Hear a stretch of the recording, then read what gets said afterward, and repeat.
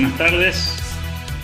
Mi nombre es Alberto Medina Méndez y hoy voy a estar moderando este evento del día de hoy. Le estamos dando la bienvenida de esta manera al 14º Encuentro Conversatorio para Homenajes 2020. Les contamos a aquellos que no nos acompañan habitualmente en este ciclo de los días sábado, que este ciclo de homenajes ya tiene varios años en la Fundación Club de la Libertad y en los últimos tiempos, obviamente pandemia mediante, tuvimos que mudarnos a esta plataforma virtual. Lo hacíamos antes físicamente en un lugar de la ciudad de Corrientes, siempre tomando como referencia el pensamiento liberal, particularmente referentes del pensamiento liberal de todos los tiempos, y homenajeándolo siempre, tomando en cuenta la fecha del natalicio. También hacemos lo propio con algunas fechas relevantes de este calendario histórico que nos permite recorrer diversos hitos que valen la pena también, por cierto, ser homenajeados. En el día de hoy me gustaría recordarles, para aquellos que no están familiarizados con el ciclo, que aquellos que tengan interés en solicitar un certificado, para los socios del club este certificado es gratuito, y para aquellos que no lo son tiene un costo de solo 200 pesos, solo deben contactarse con nosotros a través del chat del Zoom o eventualmente a través de nuestras redes sociales. También recordarles que existen muchos beneficios para los socios del club, como por ejemplo el 20% de descuentos en los libros que tenemos en nuestra biblioteca y el acceso a una serie de becas que ofrecemos habitualmente.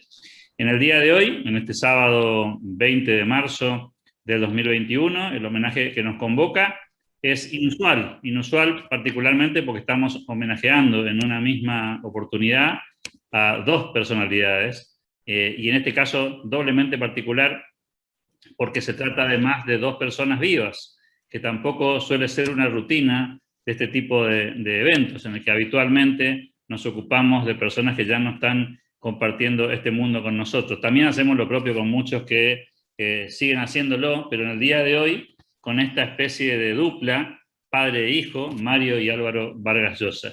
La dinámica que vamos a proponerles, ya que tenemos en el día de hoy la posibilidad de escuchar a 4 oradores diferentes, va a ser que en primer lugar nos ocupemos del mayor de los homenajeados, en este caso de Mario Vargas Llosa. Vamos a tener la posibilidad de escuchar a 2 oradores homenajeándolo, hablando de él, y posteriormente haremos lo propio con nuestro segundo homenajeado del día de la fecha. Me estoy refiriendo a Álvaro Vargas Llosa. Simplemente para dar un contexto a esta presentación, me gustaría citar un pensamiento propio de Mario Vargas Llosa, que es un reflejo del espíritu que lo caracteriza, y como tributo a su piedra de toque: 30 años son muchos años, pero no espero jubilarme. Si me jubilan a la fuerza, no habrá más remedio que resignarse. Mi esperanza es que encuentre siempre algún periodiquito misericordioso que acepte mis piedras de toque, en las que defienda aquellas cosas sobre las que seguramente iré cambiando en función de la historia que se vaya haciendo hasta el final. Este pensador una vez dijo que el liberalismo no pretende tener respuestas para todo, y cuando no hay una respuesta, la mejor actitud es la tolerancia. Esa es una actitud correcta, una actitud de prudencia y humildad, que deviene de reconocer que no se posee una verdad absoluta y solo se busca un fin: la libertad. En ese contexto, me gustaría, si la tecnología nos lo permite, compartir con ustedes un video que nos va a dar una mayor profundidad sobre este concepto, esta visión que tiene uno de nuestros homenajeados de hoy. Me estoy refiriendo a Mario Vargas Llosa. La esencia del liberalismo es una convicción profunda de que la libertad es el valor supremo. Las libertades son, en última instancia, una sola, y deben avanzar todas simultáneamente en todos estos campos para producir una transformación profunda de la sociedad hacia algo mejor. En la antigüedad la tolerancia no existía. Las verdades eran verdades absolutas, y quien no compartía esas verdades se les imponían por las buenas o por las malas. Esto ha reducido la violencia en la historia de la humanidad de una manera absolutamente extraordinaria. Y ese es un principio que define a un liberal. Los liberales podemos estar en el error. y por lo tanto tenemos que ser tolerantes con nuestros adversarios.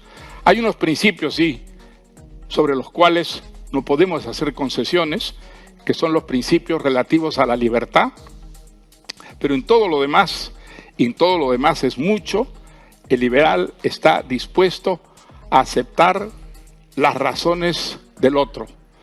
Creo que ese principio democrático ha hecho progresar extraordinariamente a la humanidad, reduciendo, como dije, la violencia en la historia. Muy bien.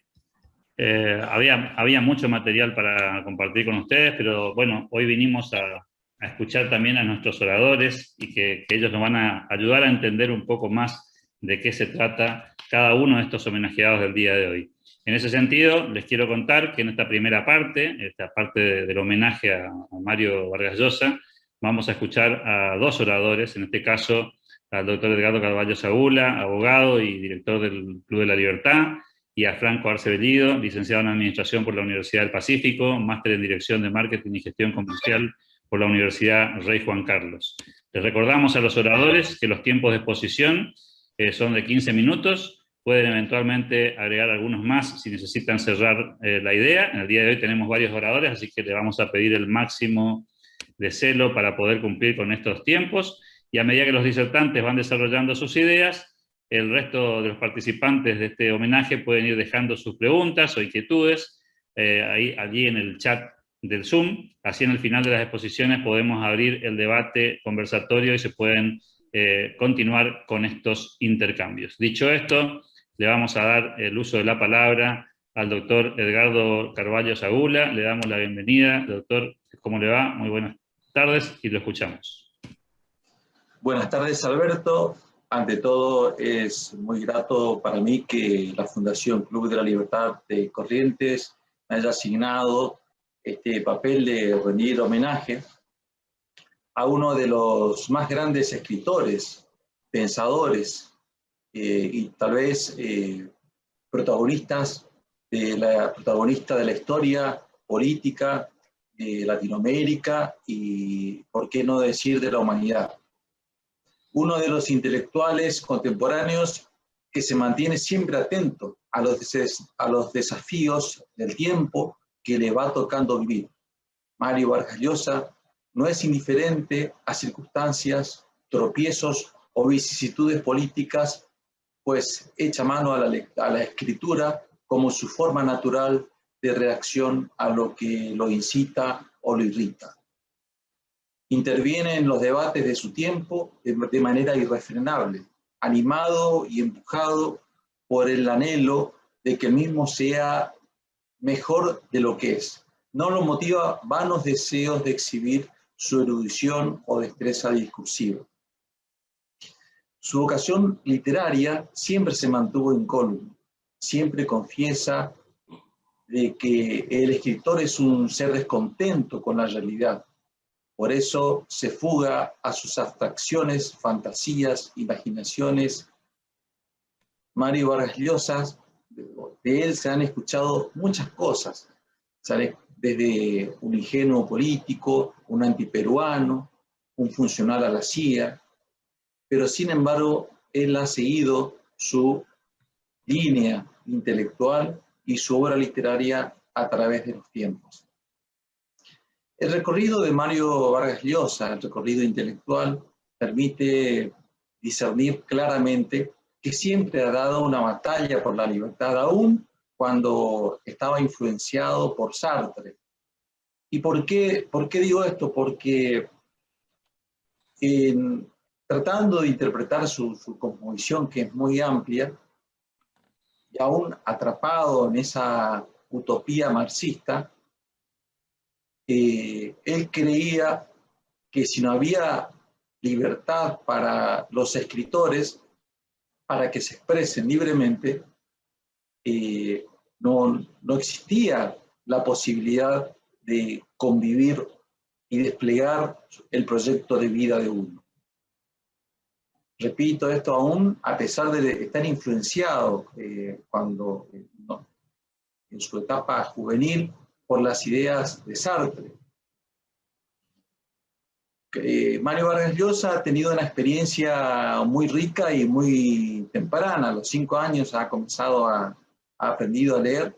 A los 12 años ha tenido la experiencia del golpe de Estado de Odría, que nos va a explicar el expositor que a continuación me va a seguir en la exposición.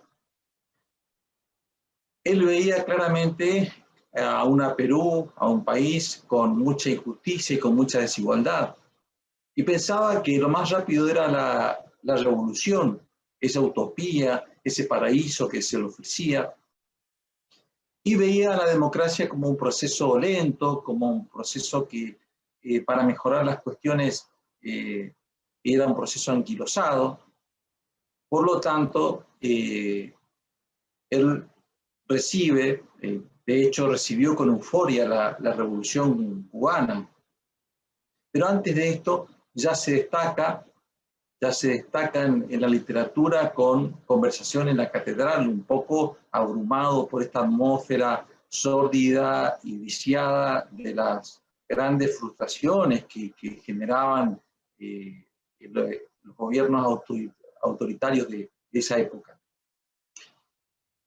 Luego Mario Vargas Llosa también tiene una participación política, a lo cual yo no me voy a referir, cuando en 1987 organiza una multipartidaria, una manifestación ante el gobierno del Perú, Adán García, que intentaba nacionalizar las bancas.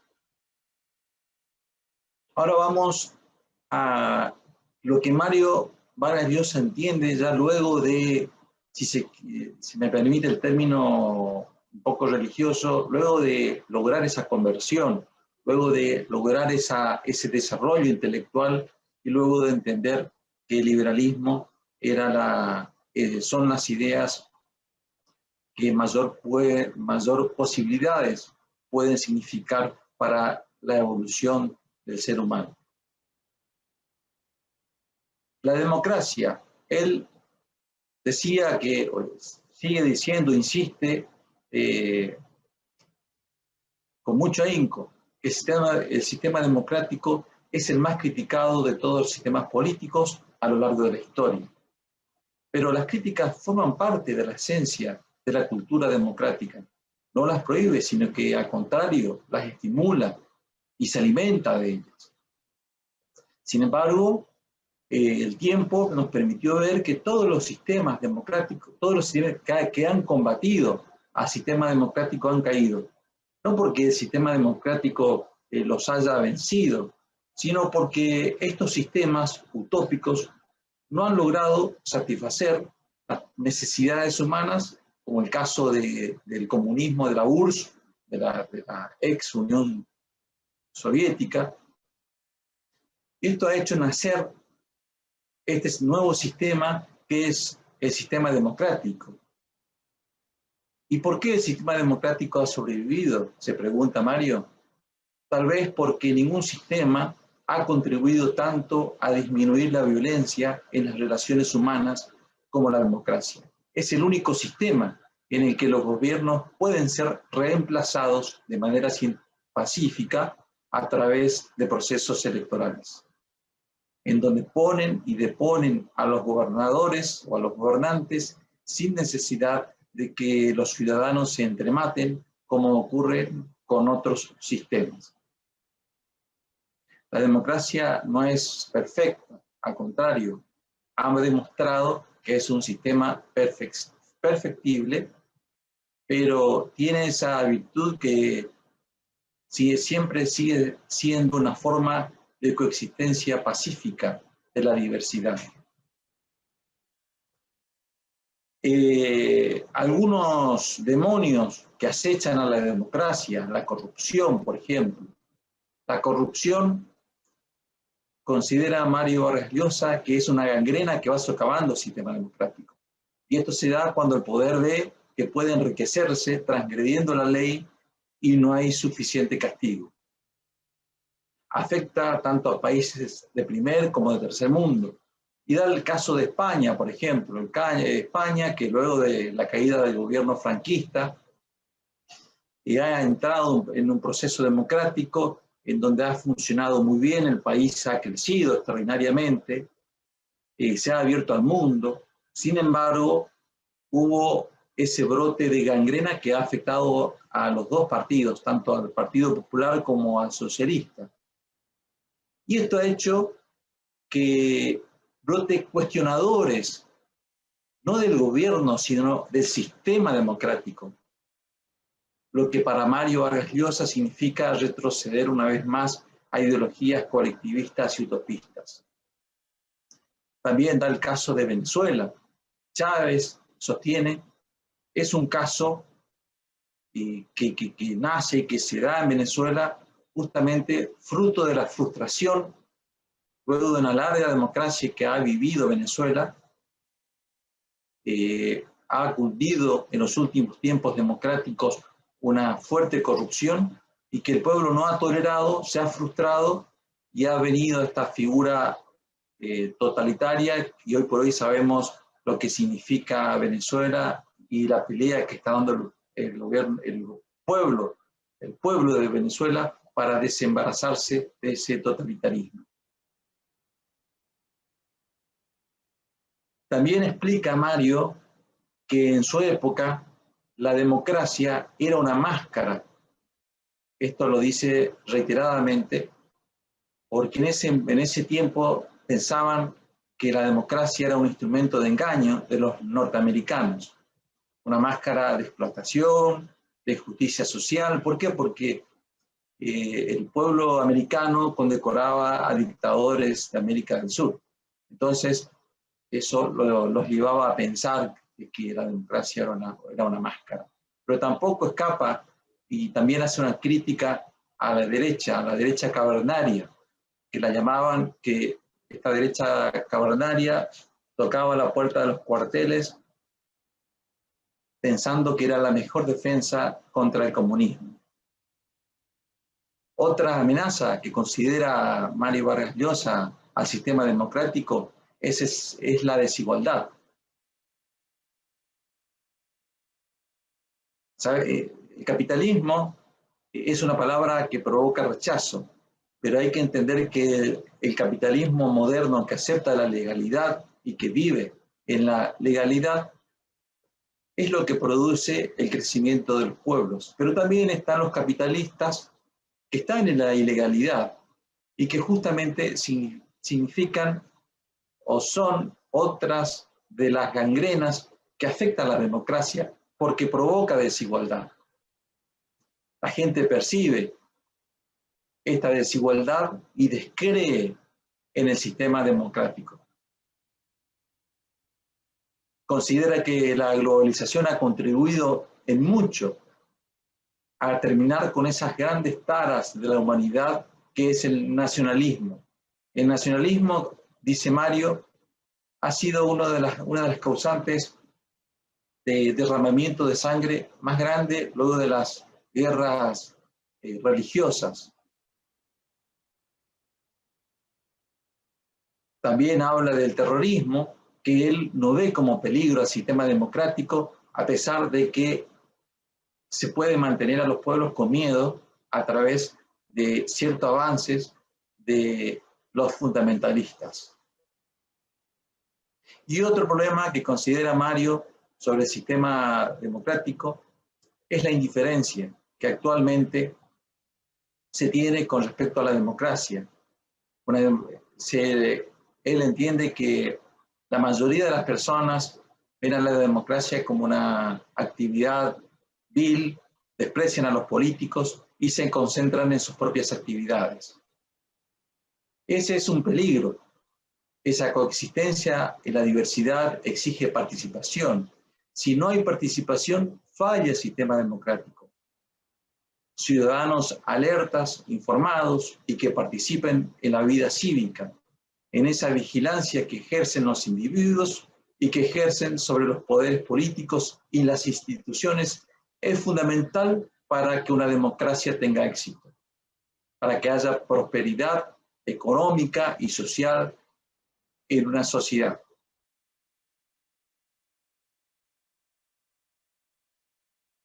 Concluyo con esta apreciación que hace Mario Vargas Llosa respecto a lo que es la libertad. Aceptar la coexistencia ha sido el paso más extraordinario que ha dado los seres humanos, porque no violentan los presupuestos básicos del liberalismo, que son la democracia política, la economía de mercado y la defensa del individuo frente al Estado. Solo la democracia política y el libre mercado serían expresiones abstractas y que deshumaniza y aleja de la experiencia. Pero si sumamos tolerancia y cultura, logramos atenuar la violencia. Con estos conceptos se asegura la defensa del individuo. Muchas gracias. Muchas gracias, doctor Edgardo Carvalho Sagula. Cumplió muy bien con los tiempos, así que vamos cronometrando el paso de esta charla del día de hoy. Le estamos ahora dando la bienvenida al siguiente orador, también se ocupará de Mario Vargas Llosa. Me estoy refiriendo a Franco Arce Bellido, ya lo presentábamos hoy en el arranque. Franco, lo escuchamos. ¿Qué tal? Muy buenas tardes. Estoy desde Lima, Perú. Quisiera, por favor, pedir si me pueden habilitar para compartir pantalla, por favor. Ahí está. Perfecto. Bien, bueno, primero saludar a cada uno de los presentes. Para mí es un honor estar aquí frente a todos ustedes y tener la oportunidad de hablar sobre un compatriota, un excelente escritor y un referente para los liberales. Y quiero empezar diciendo que crecí leyendo a Mario Vargas Llosa, no libros precisamente vinculados al liberalismo, sino libros como La ciudad de los perros, por ejemplo, que leí cuando era un niño, en mi etapa escolar. Y tuve la oportunidad de conocerlo a él y a Álvaro en uno de los grandes eventos que hace la Fundación Internacional para la Libertad, presidida precisamente por Mario Vargas Llosa, y que hacía estos eventos importantísimos en donde participaban distintos liberales a nivel mundial. Los hacía en mi país, en Lima, Perú. Entonces, dicho esto, quiero compartirles una breve presentación porque voy a hablar un poco sobre lo que es el pensamiento político de Mario Vargas Llosa y cómo ha ido evolucionando a lo largo del tiempo. Y como ya lo mencionó Edgardo previamente, Mario Vargas Llosa tiene un paso por el marxismo. Entonces, ¿cómo empezó Mario Vargas Llosa su pensamiento político? A él le parecía que el marxismo era la mejor opción en aquel entonces, y porque veía una situación en Latinoamérica que estaba convulsionada por gobiernos autoritarios, gobiernos militares en su mayoría, muchos golpes de Estado, y creía él en ese entonces que la solución venía por el lado de una revolución, en un cambio violento de estructuras en los países subdesarrollados, y que esta era la única forma de poder resolver los problemas. Entonces hay algunos hechos históricos a lo largo de la vida de Mario Vargas Llosa, y aquí quiero contar un poco sobre cómo fue la vida de Mario Vargas Llosa. Mario nace en una ciudad al sur de Perú, llamada Arequipa, en el año 1936. Sin embargo, él no crece ahí. Él, a la edad de 1 año, viaja para Bolivia, a Cochabamba, y vive 10 años en Cochabamba, de 1936 a 1946. En Cochabamba, bueno, tiene sus inicios vinculado a la literatura. Empieza a leer, como ya lo dijo mi antecesor, desde muy joven, desde los 5 años, y empieza a leer libros como Los Mosqueteros, Nostradamus, entre otros. Y allí también le sale un interés por lo prohibido también. Empieza a leer escritos que hacía su madre. Pero luego esto se muda a Piura, Y aquí es importante conocer un poco cómo fue la vida, porque esto marcó de una u otra manera el pensamiento político, y lo voy a decir a continuación. Cuando se muda a Piura en 1948, Piura es una ciudad que está al norte de Perú, casi al límite con Ecuador. Está en la costa, son 3.000 kilómetros de desierto, tiene bastantes playas. Y ahí él sufre un contraste de sociedades y sufre un tema de discriminación también, porque él llegaba a Perú, a la ciudad de Piura, desde Bolivia, y había adoptado la manera de hablar como eran los bolivianos, eh, pronunciando la R y la S de una manera distinta a como lo pronunciaba un piurano. Entonces ahí él empieza a sufrir cierta discriminación en un colegio católico que estudiaba, que se llamaba el Colegio Salesiano, y entonces esto de una otra manera empieza a marcar ciertos, empieza a mirar un tema de desigualdad en las sociedades. Luego de esto, bueno, se muda él a Lima, a más o menos a la edad de 13 años, y él odiaba Lima, siempre odió Lima, desde el primer momento en que la vio, como pongo en la presentación, que fue en el año 1949. En el año 1950, su padre, que era militar, ve un interés de Mario Vargas Llosa por el tema de la literatura, porque escribía poemas, y le da temor al padre, y piensa que su hijo va a ser un fracasado y que no va a lograr nada en la vida, y para alejarlo de la literatura, decide ingresarlo a un colegio militar que se llama el Colegio Nacional Militar Leoncio Prado, y precisamente este sirve de inspiración para lo que luego fue uno de sus libros, La ciudad y los perros. Pero allí también es importante mencionar que también se ven varios contrastes, porque este colegio militar Leoncio Prado, en aquel entonces, y hasta el día de hoy sigue existiendo, ingresaban o bien personas de clase media, clase baja, entraban becados, y también ingresaban quienes tenían algún interés por seguir luego una carrera militar, o también era un castigo para muchas personas, sobre todo para hijos de militares que entraban a este colegio, ¿no? Entonces, había todo un contraste ahí, personas de la costa, de la sierra, de la selva de Perú, entonces se mezclaban distintas realidades, y esto de una u otra manera influenció también en la vida de Mario Vargas Llosa. En el año 53 él ingresa a la Universidad Nacional Mayor de San Marcos, que es la conocida como la Decana de América, la primera universidad en Latinoamérica, y esto coincide con lo que mencionaba mi antecesor, con el ochenio de Odría, el periodo de gobierno de 8 años del general Manuel Odría. La Universidad Nacional Mayor de San Marcos hasta el día de hoy es conocida como una universidad que es cuna de la política. Todo el que ingresa a la Universidad Nacional Mayor de San Marcos de una u otra manera está vinculado a la política, o bien porque la practica, o bien porque se ha cruzado en algún momento con ella, y está muy vinculada también a movimientos extremistas, socialistas, comunistas, que en su momento había una moda de que los jóvenes tenían que ser antisistemas,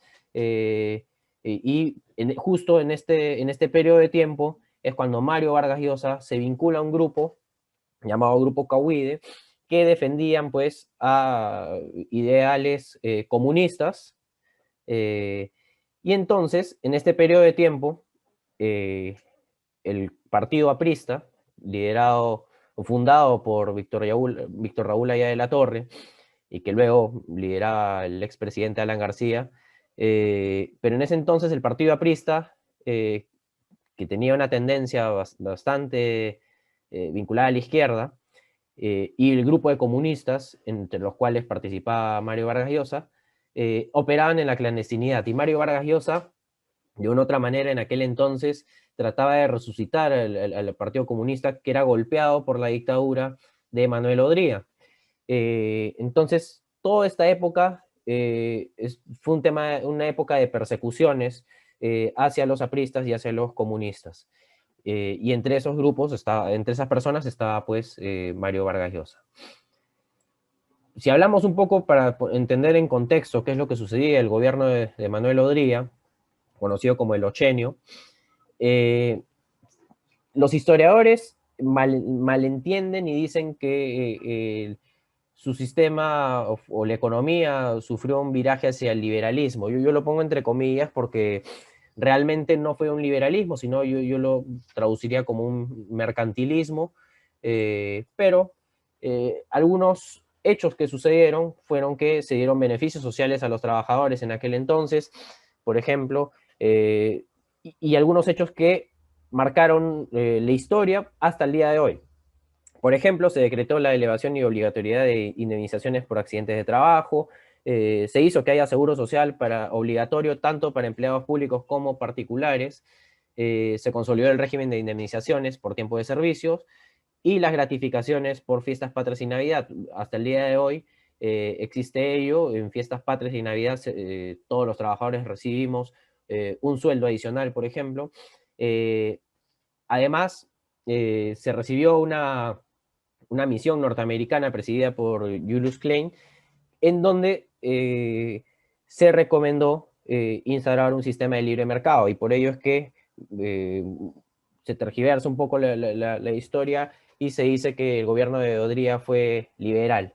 Pero dentro de algunas de las cosas importantes que hizo Manuel Odría, quizás está el tema de haber eliminado subsidios, el tema de que haya un libre cambio, la desaparición de controles y el equilibrio presupuestal. Entonces, de una u otra manera, se mejoró la crisis económica que había en aquel entonces, entre otros aspectos, ¿no? También hubo un fuerte vínculo con el sector minero también. Perú es un país netamente minero, y se promulgó un código de minería para impulsar la actividad minera en nuestro país, ¿no? Esto se dio de la mano de pequeños grupos de la oligarquía de aquel momento, que estaba vinculada pues al sector minero. Entonces, más o menos esto lo explico para entender un poco cuál era el contexto y contra qué luchaba en ese entonces Mario Vargas Llosa cuando tenía aún un pensamiento marxista. Bien. Luego, ¿qué pasa? Él se va a Cuba. Aquí hay una foto anecdótica donde está junto a otros escritores. Se va a Cuba y en Cuba él se vincula mucho al régimen de Fidel Castro, pero es precisamente en el año 71 donde es el punto de quiebre por el cual rompe ya con el sistema socialista y se da cuenta de que no es lo más adecuado. Y el hecho que marca un hito para él fue el encarcelamiento de Berto Padilla en el año 71. Entonces, a raíz de esto, Mario Vargas Llosa, bueno, va a Reino Unido, a Inglaterra, y empieza a tener una admiración por Margaret Thatcher. Entonces, él veía que Margaret Thatcher citaba con frecuencia a Hayek y a Popper, y empieza a querer imitarla, a querer leer lo mismo que Margaret Thatcher pronunciaba en sus discursos. Entonces, así es como Mario Vargas Llosa empieza a girar hacia el liberalismo, empieza a leer a Hayek, a Popper, y empieza a tener una influencia liberal de distintos pensadores, como Adam Smith, por ejemplo, y bueno, y otros que ya mencioné, Hayek, Popper, entre otros. Entonces, en uno de sus libros se menciona que optar por el liberalismo fue un proceso, sobre todo intelectual, de varios años, el que me ayudó mucho el haber residido entonces en Inglaterra desde fines de los años 60, enseñando en la Universidad de Londres y haber vivido cerca los 11 años de gobierno de Margaret Thatcher. Ella pertenecía al Partido Conservador, pero la guiaban como estadistas unas convicciones y sobre todo un instinto profundamente liberales. En eso se parecía mucho a Ronald Reagan, dice. Entonces, aquí es donde él empieza a girar hacia el liberalismo y empieza a cambiar su influencia a través de los escritores o de pensadores que ya he mencionado. En los años 90 sucede que Mario Vargas Llosa decide incursionar en política, finales de los 80, inicio de los 90. ¿no? Y forma el Movimiento Libertad. Para ello es importante mencionar también que el Perú jamás en su historia ha tenido un partido liberal. Y forma el Movimiento Libertad. Movimiento Libertad hace una alianza con con otros grupos pequeños también, pero dos principales grupos o partidos políticos tradicionales en Perú, uno de ellos Acción Popular y otro de ellos el Partido Popular Cristiano, PPC. Y esta alianza da como nombre el FREDEMO, el Frente Democrático, en donde hay personas destacadas liberales como Luis Bustamante Belaunde, Enrique Gersi, un gran amigo, quien hizo toda la doctrina del Movimiento Libertad, entre otros pensadores liberales, y algunos que a lo largo de la historia han ido girando y han dejado de ser liberales, lamentablemente. En los años 90, lo que menciona también Mario Vargas Llosa es que los liberales, lo que menciona la doctrina del Movimiento Libertad era que los liberales quieren un Estado eficaz pero no invasivo, que garantice la libertad, la igualdad de oportunidades, sobre todo en la educación y el respeto a la ley. Esa era parte de la doctrina que tenía el Movimiento Libertad, y también que la concentración de poder político y económico en el partido gobernante podría significar el fin de la libertad de expresión y, en última instancia, de la democracia. Entonces, con estos dos mensajes principales, en verdad eran muchos más, pero estos eran los mensajes que calaban en la población, que ellos daban en sus discursos, y empezaron a hacer mítines en donde aglutinaban a gran cantidad de población, a 130.000 personas aproximadamente. Fue uno de los mítines más grandes que tuvo Mario Vargas Llosa. Entonces, el Movimiento Libertad, ya aliado con el FREDEMO, en el año 89 postula las elecciones municipales, sin éxito, en donde participa Juan Inchausti versus Ricardo Belmont, que era un independiente y llega a ser alcalde de Lima. Pero Mario Vargas Llosa participa en las siguientes elecciones, en las presidenciales, y era favorito en la primera vuelta, con un discurso pro libertad, pro libre mercado, y estábamos en un contexto que lo voy a explicar brevemente a continuación, pero Mario Vargas Llosa pasa a segunda vuelta con una persona que en aquel entonces nadie conocía, fue el outsider, Alberto Fujimori, y pierde en la segunda vuelta. 38% saca Mario Vargas Llosa versus 62% Alberto Fujimori. Sin embargo, logra tener una mayoría parlamentaria. En aquel entonces el Perú el Congreso de la República tenía la Cámara de Senadores y de Diputados, hoy en día es una sola Cámara, y el FREDEMO logra tener mayoría, 82 representantes en total, 20 senadores de 60, 62 diputados de 180. ¿Qué pasaba en Perú? ¿Cuál era el contexto en el cual Mario Vargas Llosa decide incursionar en política y candidatear a la presidencia de la República? Estábamos con el primer gobierno de Alan García, del 85 al año 90.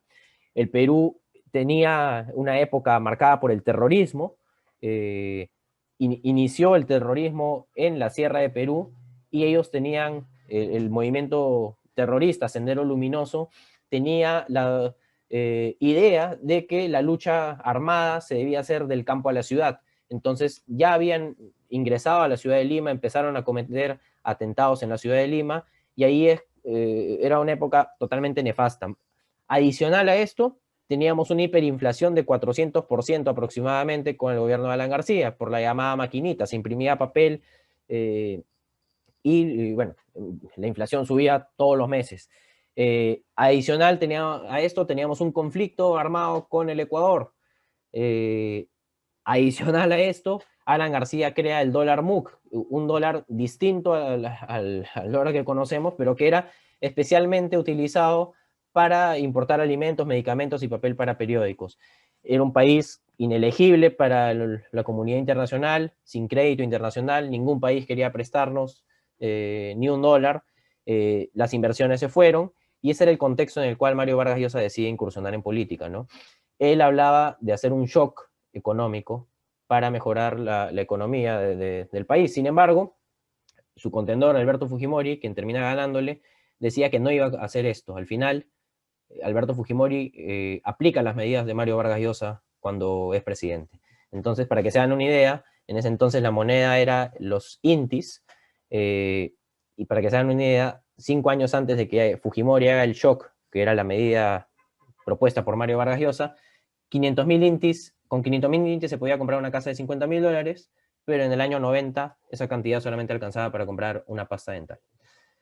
Bien, estos son un gráfico pequeño para que vean cómo creció el Producto Bruto Interno desde los años 90 a la fecha, gracias a las medidas recomendadas y que estaban en el plan de gobierno de Mario Vargas Llosa.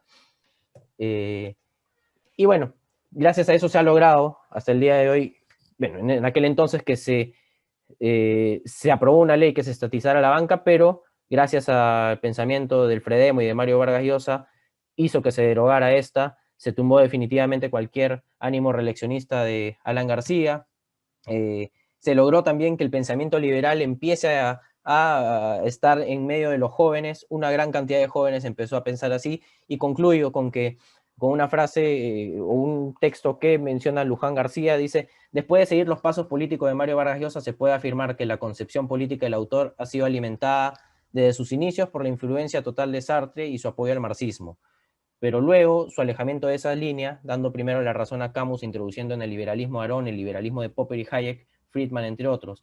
Por ende, sus verdaderos maestros políticos de izquierda o derecha han sido políticos europeos, y por eso su racionalidad como político y candidato político, como crítico y persona representante de visiones europeas muy distintas de aquellas semibárbaras latinoamericanas. Mario Vargas Llosa estuvo muy influenciado también por el mundo europeo. Y finalmente, Mario Vargas Llosa menciona que los liberales no somos anarquistas y no queremos suprimir el Estado, queremos un Estado fuerte y eficaz, lo que no significa un Estado grande. Muchas gracias. Muchísimas gracias, Franco. Gracias por esta participación. La verdad que cerramos muy bien estos conceptos vinculados a Mario Vargas Llosa. Y como decíamos al comienzo del día de hoy, en este homenaje tiene alguna particularidad, y es que vamos a estar homenajeando a dos personalidades, padre e hijo en este caso. Así que en este segundo tramo vamos a ocuparnos algunos minutos con dos oradores de por medio para hablar del hijo de Mario Vargas Llosa, de Álvaro Vargas Llosa, uno de sus hijos. Álvaro es un apasionado de defender sus ideas, que en esencia consisten en luchar a favor de la libertad individual. Al analizar su obra ensayística en conjunto y los libros que él impulsó, como ser Lecciones de los Pobres, es posible resaltar su genuina preocupación por los desfavorecidos dentro de las sociedades. Todo ello denota un profundo amor por el prójimo.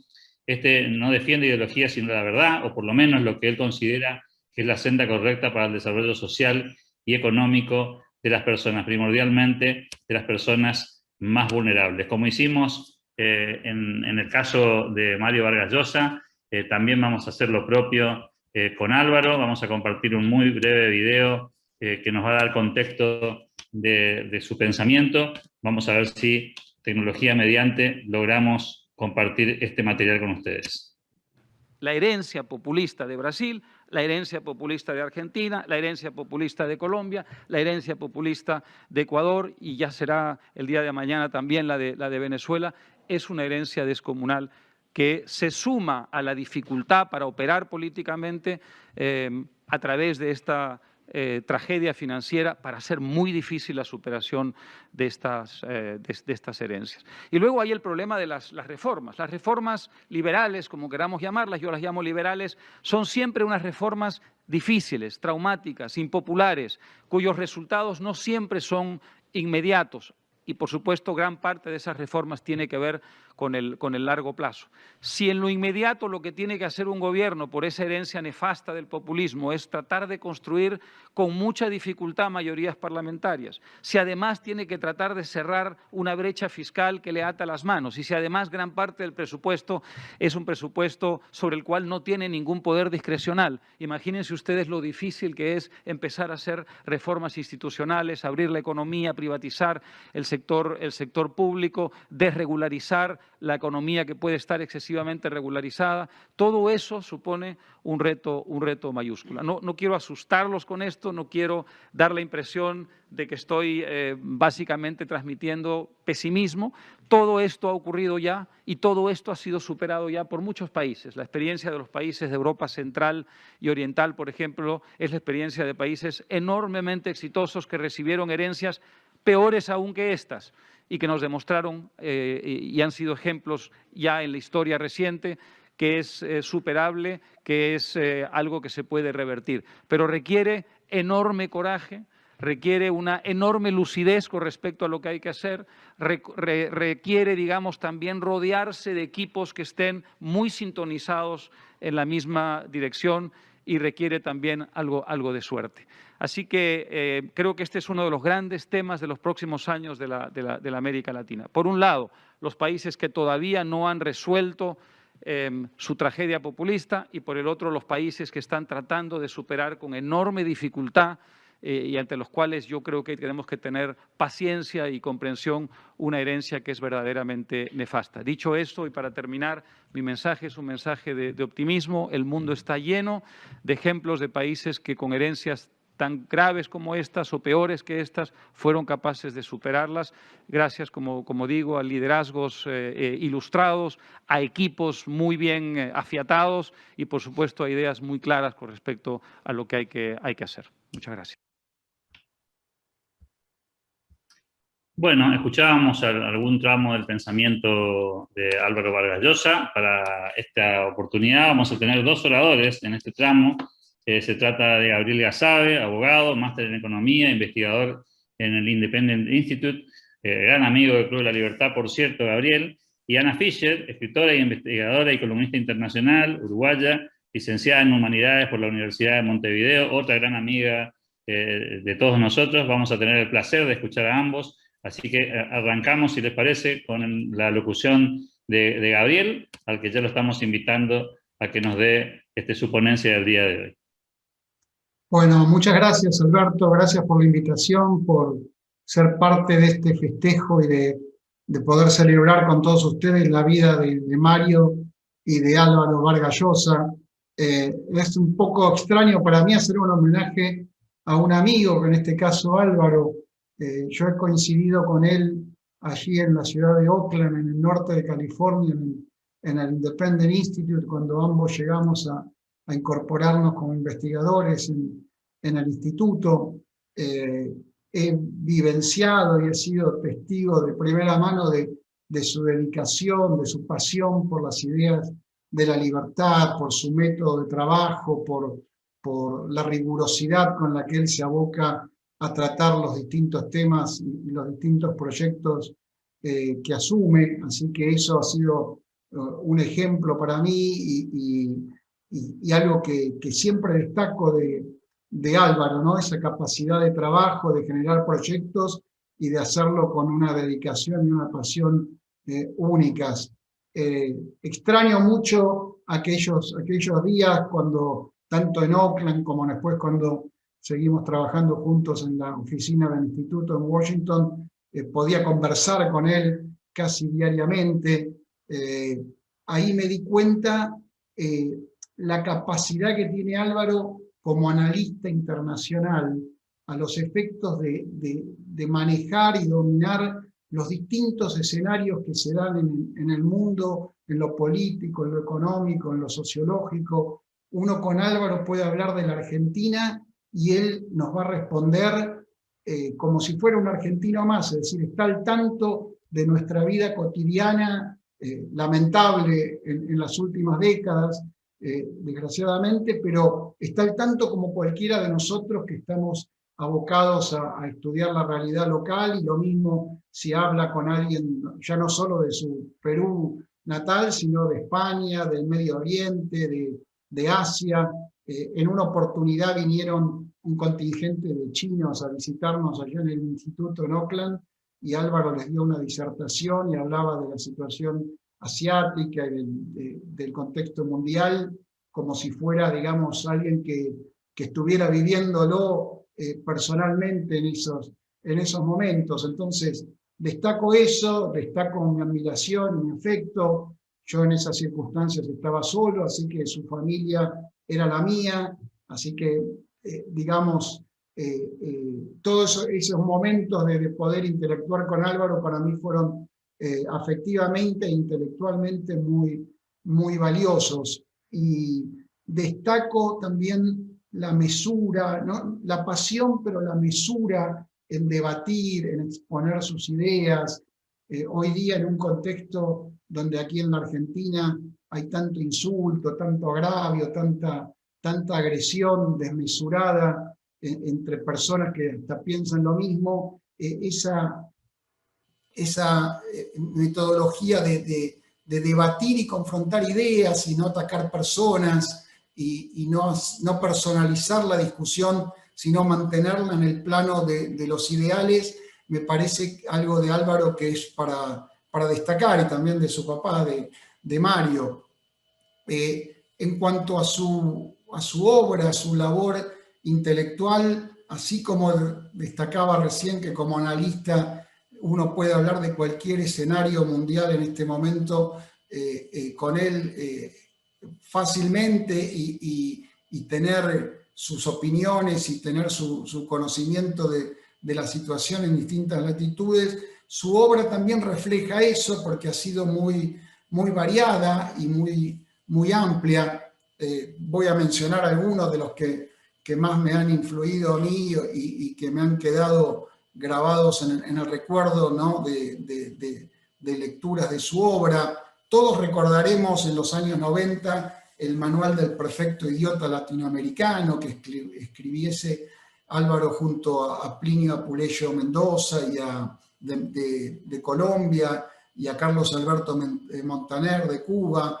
Ese libro del año 96 donde se destrozaba, se demolían los mitos latinoamericanos y esa eterna victimización de que la culpa de todos nuestros males estaban depositados en el exterior, en los países centrales que se apoderaban de las riquezas de nosotros, los países periféricos. Bueno, ese libro, ese manual del perfecto idiota, que después hubo un agregado en España que se le hablaba del perfecto idiota latinoamericano y español, creo que a muchos que nos dedicábamos a la lectura de ideas liberales en los años 90, a mediados de los años 90, fue un libro que nos llegó mucho.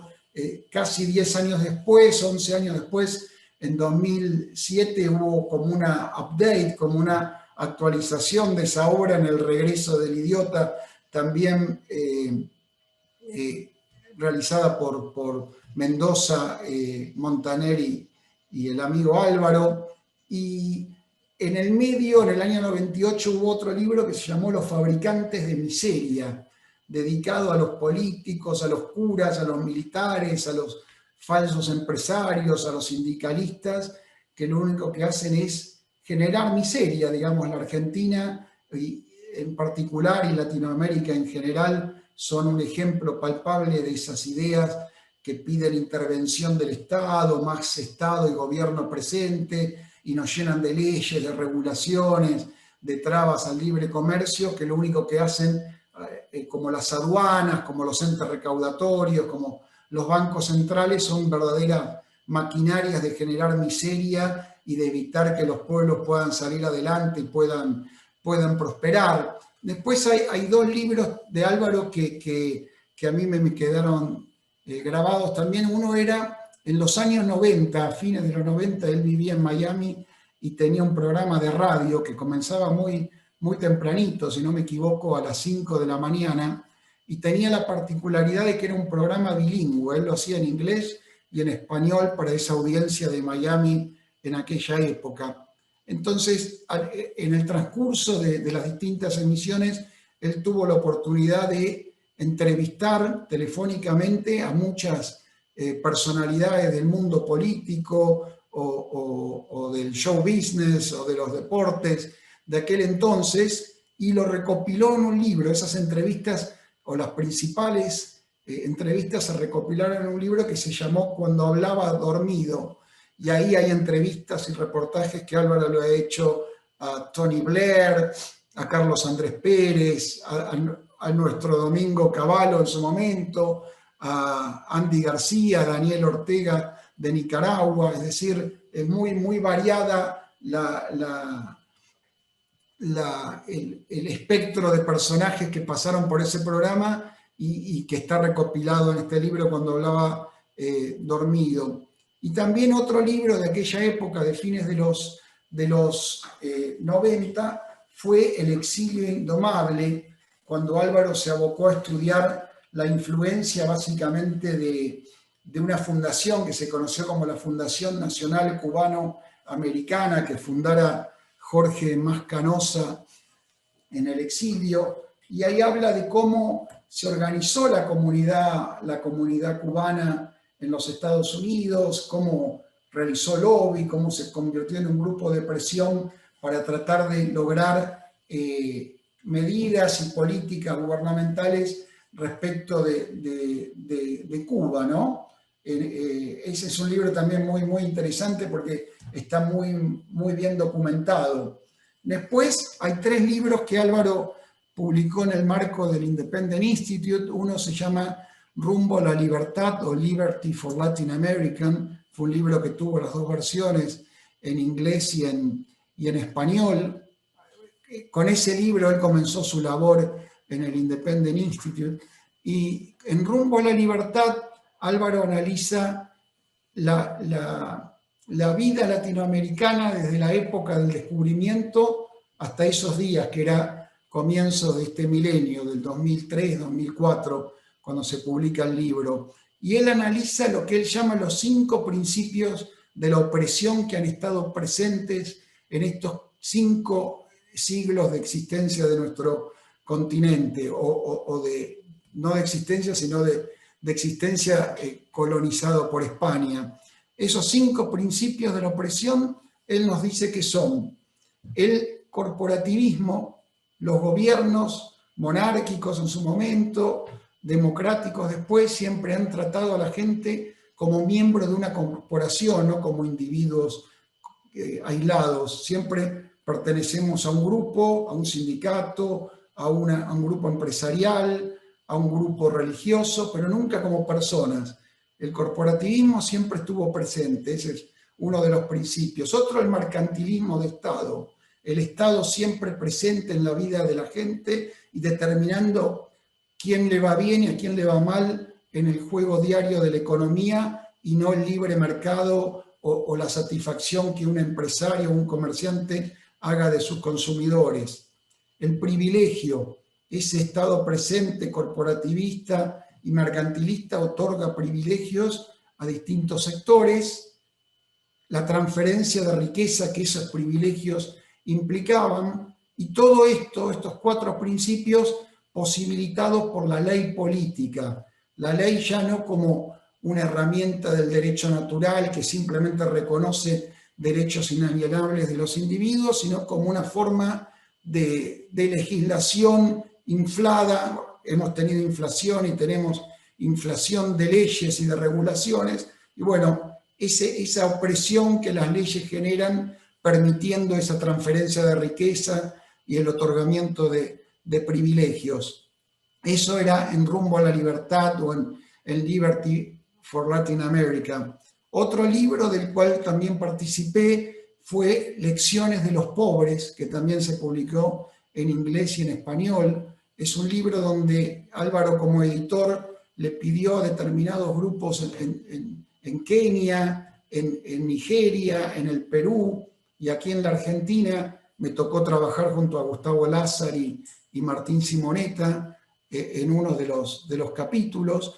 Ejemplos de la vida diaria, de la vida civil, de gente que aún en la mayor de las adversidades y sorteando las regulaciones y la garra de los gobiernos, pudieron prosperar o pudieron abrirse camino para salir adelante. Y a nosotros aquí, como decía, con Lázari y Simonetta, nos tocó hablar de los llamados clubes del trueque, que surgen a fines de los años 90, comienzos del 2000, con la crisis básicamente fueron su época, o vieron su época de expansión y de esplendor, como una forma ante la ausencia de una moneda, de una unidad de cuenta para realizar las operaciones, de un desempleo creciente, de una pobreza también en aumento. Distintas organizaciones barriales se fueron agrupando para poder intercambiar lo que cada uno sabía hacer por lo que otro podía ofrecer en ese momento, y ahí hacíamos un análisis de esos clubes del trueque. Otros casos fueron empresas de supermercados en Kenia o de una industria textil en Nigeria, 2 casos de una bebida cola y de una industria textil en el Perú, que estuvieron a cargo de economistas de ese país, pero Lecciones de los Pobres fue, digamos, una obra que trató de demostrar eso, cómo uno puede abrirse paso a través de la maraña de legislación y de regulación que el Estado nos impone y con el cual el Estado nos sofoca. Y un tercer libro que publicó Álvaro en el Independent Institute fue Global Crossings, tratando de atender el problema de la inmigración y de cómo tratar de demostrar cómo los inmigrantes no son personas que generan desempleo o traen todos los males como muchos políticos les atribuyen, sino que es gente que quiere trabajar, que quiere buscar una vida mejor, que trata de integrarse a la sociedad a la que se incorpora, cómo la diversidad es preferible a la hegemonía y cuanta mayor distinción haya entre lo que una persona puede aportar y sus regambres culturales y sus costumbres, mayor enriquecimiento mutuo de aquellos que podemos tratar con ellos. Digamos, es un libro que trata un tema que está aún en el tapete en los Estados Unidos, donde todavía no se ha podido llegar a una solución completa, global, sobre el tema de la inmigración. El gobierno anterior de Trump tenía una visión del tema, ahora el de Biden aparentemente trae otra diferente, pero digamos el tema sigue sin solución y hay millones de personas indocumentadas, hijos de indocumentados que nacieron en los Estados Unidos y gente que intenta cruzar esas rejas todas las tardes tratando de progresar o de buscar la felicidad, que es en última instancia lo que cualquiera de nosotros queremos. Así que ese es otro libro muy interesante de Álvaro. También hay un documental de Álvaro que se llamó Consecuencias, que se hizo a través de National Geographic. Lo pueden ver en el blog del Independent Institute en español, en Voces sobre la Libertad. Y en ese documental de 4 episodios, él analiza el tema del indigenismo, de la dictadura, del imperialismo, de los distintos temas que han marcado, digamos, la vida latinoamericana y cómo los diferentes actos y medidas que se han ido tomando tuvieron sus consecuencias. De ahí el título del documental. Su último libro también es muy recomendable, que es El estallido del populismo, sobre los distintos populismos de izquierda y de derecha que han surgido en los últimos años, y 2 artículos que él ha escrito para la revista The New Republic, uno sobre los homicidios y los asesinatos del Che Guevara, un artículo llamado La máquina de matar, y otro sobre la obra y las andanzas de Simón Bolívar, el caudillo venezolano. Esos 2 artículos también los pueden encontrar en el blog en español, están para que cualquiera pueda acceder a ellos, como todo el resto de su material que escribió estos últimos años en el Washington Post, en La Tercera de Chile o en el ABC de Madrid, entre otros medios.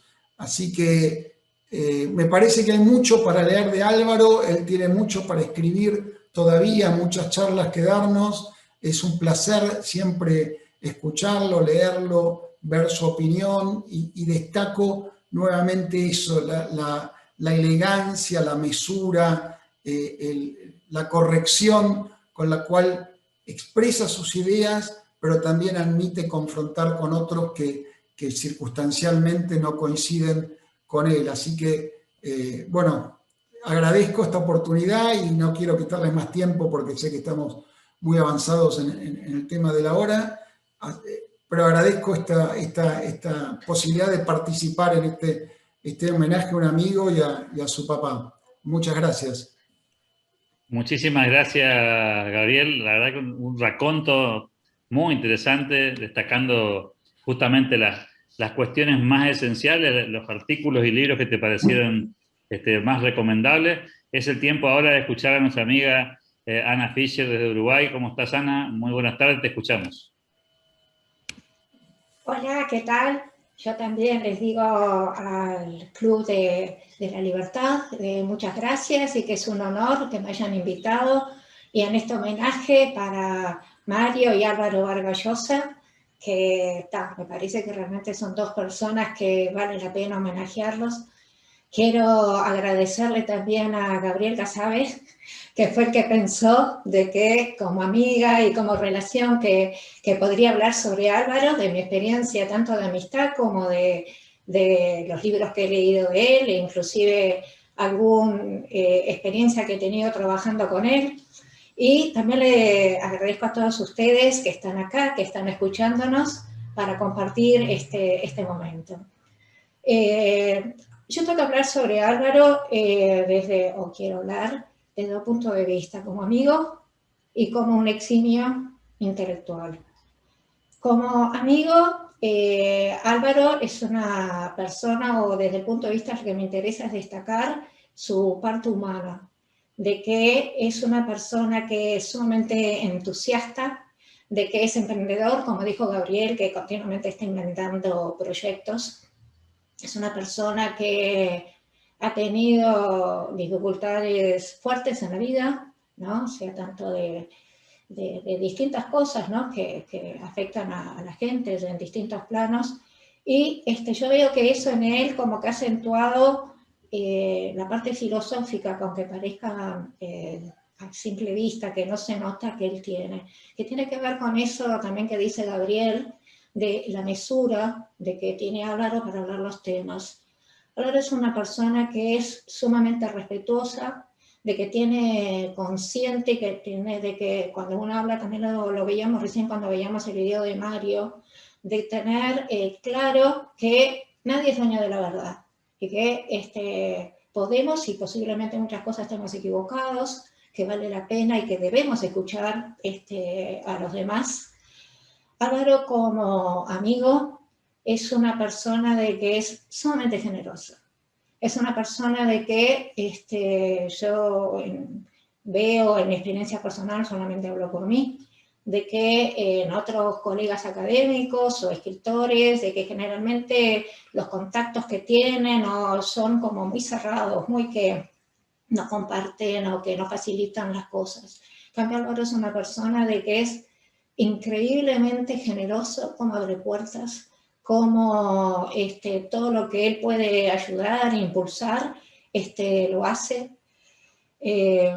Aparte de eso, yo tuve la posibilidad, él me invitó a participar del proyecto que habló Gabriel, que es Lecciones de los Pobres, de un segundo libro que iba a salir, que no está publicado, pero que los trabajos lo hicimos. Y ahí hablando con Álvaro, hablando de él, cómo es, ¿viste? De esa parte de trabajar con él, es una persona de que es sumamente positiva.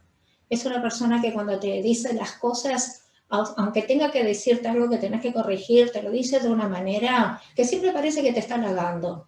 Es una persona de vamos a más, que realmente da gusto, es un placer trabajar con él.